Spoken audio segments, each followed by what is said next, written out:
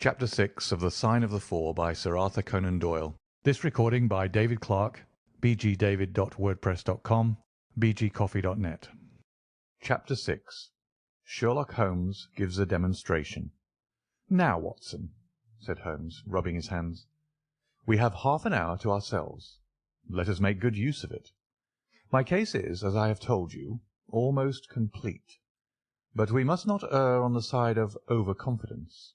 Simple as the case seems now, there may be something deeper underlying it." "Simple!"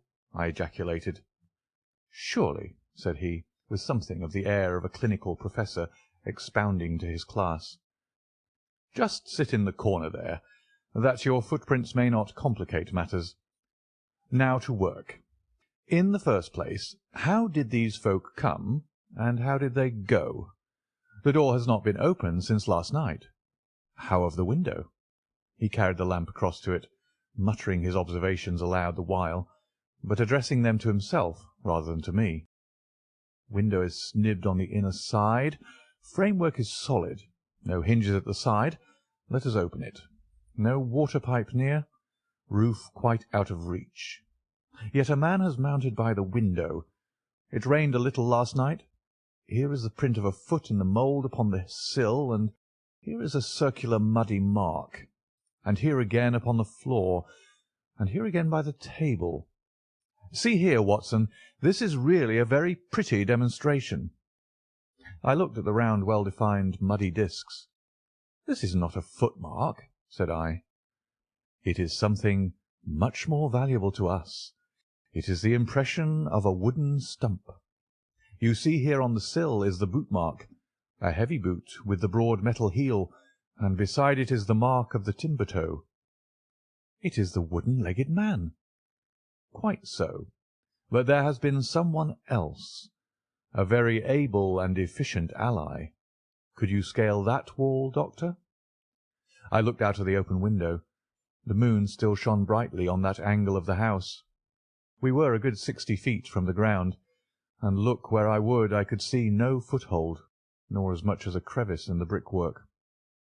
"It is absolutely impossible," I answered. "Without aid it is so.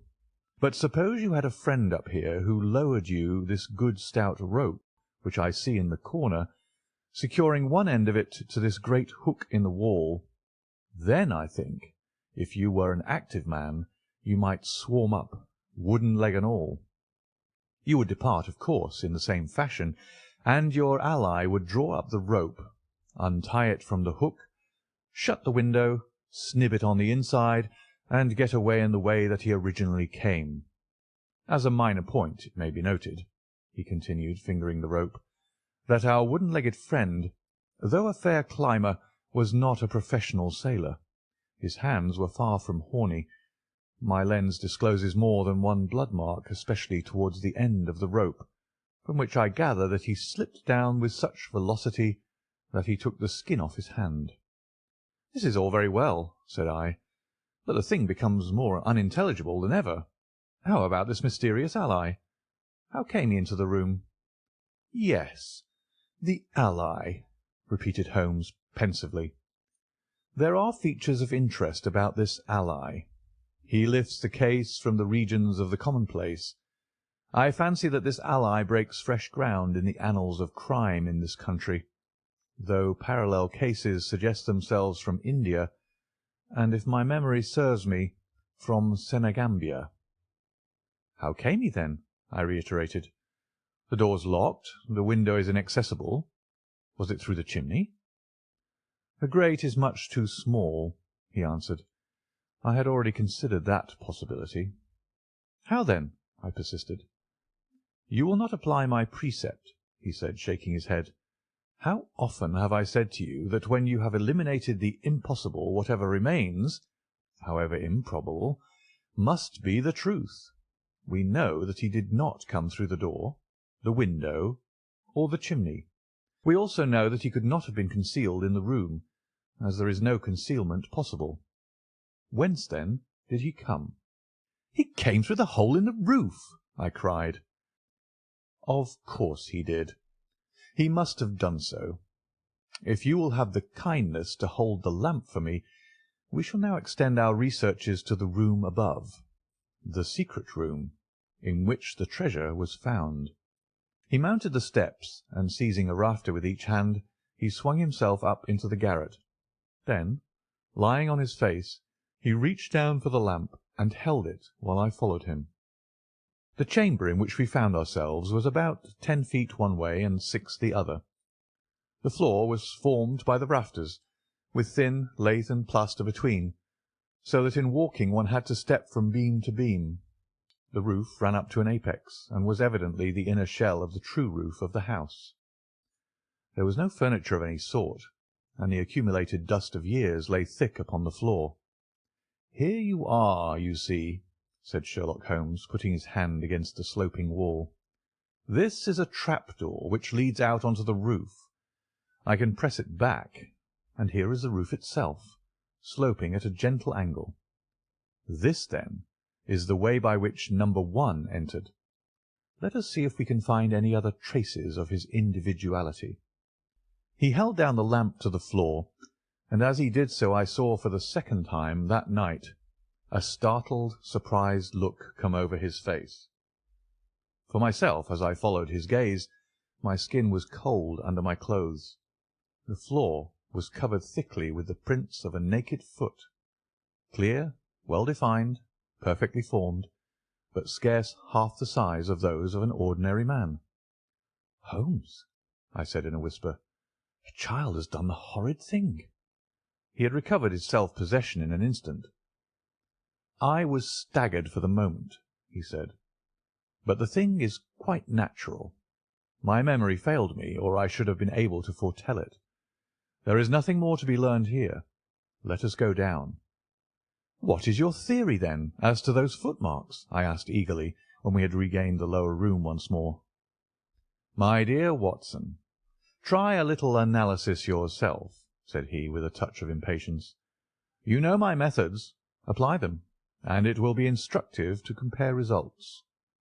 "I cannot conceive anything which will cover the facts," I answered. "It will be clear enough soon," he said in an off-hand way. "I think that there is nothing else of importance here, but I will look." He whipped out his lens and a tape measure, and hurried about the room on his knees, measuring, comparing, examining, with his long thin nose only a few inches from the planks, and his beady eyes gleaming and deep-set like those of a bird. So swift, silent, and furtive were his movements, like those of a trained bloodhound picking out a scent, that I could not but think what a terrible criminal he would have made had he turned his energy and sagacity against the law, instead of exerting them in its defence. As he hunted about, he kept muttering to himself, and finally he broke out into a loud crow of delight. "We are certainly in luck," said he. "We ought to have very little trouble now. Number 1 has had the misfortune to tread in the creosote. You can see the outline of the edge of his small foot here at the side of this evil-smelling mess. The carboy has been cracked, you see, and the stuff has leaked out." "What then?" I asked. "Why, we have got him, that's all," said he. "I know a dog that would follow that scent to the world's end. If a pack can track a trailed herring across a shire, how far can a specially trained hound follow so pungent a smell as this? It sounds like a sum in the rule of 3. The answer should give us the— But hullo! Here are the accredited representatives of the law." Heavy steps and the clamour of loud voices were audible from below, and the hall door shut with a loud crash. "Before they come," said Holmes, "just put your hand here on this poor fellow's arm, and here on his leg. What do you feel?" "The muscles are as hard as a board," I answered. "Quite so. They are in a state of extreme contraction, far exceeding the usual rigor mortis. Coupled with this distortion of the face, this Hippocratic smile, or risus sardonicus, as the old writers called it, what conclusion would it suggest to your mind?" "Death from some powerful vegetable alkaloid," I answered. "Some strychnine-like substance which would produce tetanus." "That was the idea which occurred to me the the instant I saw the drawn muscles of the face. On getting into the room, I at once looked for the means by which the poison had entered the system. As you saw, I discovered a thorn which had been driven or shot with no great force into the scalp. You observe that the part struck was that which would be turned towards the hole in the ceiling if the man were erect in his chair. Now examine the thorn. I took it up gingerly and held it in the light of the lantern. It was long, sharp, and black, with a glazed look near the point, as though some gummy substance had dried upon it. The blunt end had been trimmed and rounded off with a knife. "Is that an English thorn?" he asked. "No, it certainly is not." "With all these data you should be able to draw some just inference. But here are the regulars, so the auxiliary forces may beat a retreat." As he spoke, the steps which had been coming nearer sounded loudly on the passage, and a very stout, portly man in a grey suit strode heavily into the room. He was red-faced, burly, and plethoric, with a pair of very small, twinkling eyes which looked keenly out from between swollen and puffy pouches. He was closely followed by an inspector in uniform, and by the still palpitating Thaddeus Sholto. "Here's a business," he cried in a muffled, husky voice. "Here's a pre-business. But who are all these?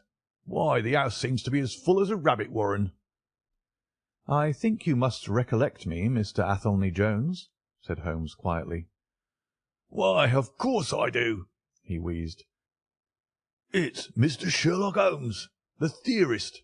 Remember you? I'll never forget how you lectured us all on causes and inferences and effects in the Bishopgate's jewel case.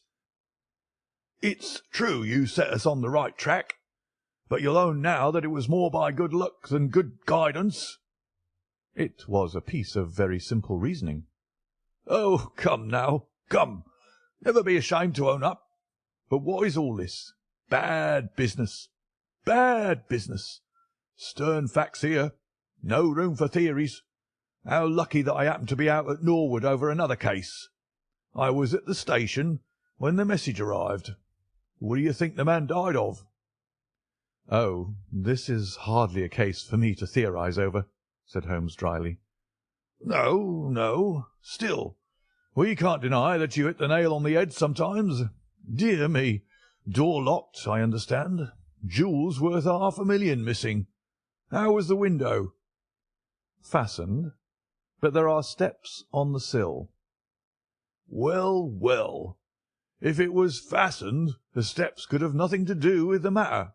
That's common sense. Man might have died in a fit, but then the jewels are missing. Ha! I have a theory. These flashes come upon me at times. Just step outside, Sergeant, and you, Mr. Sholto. Your friend can remain. What do you think of this, Holmes?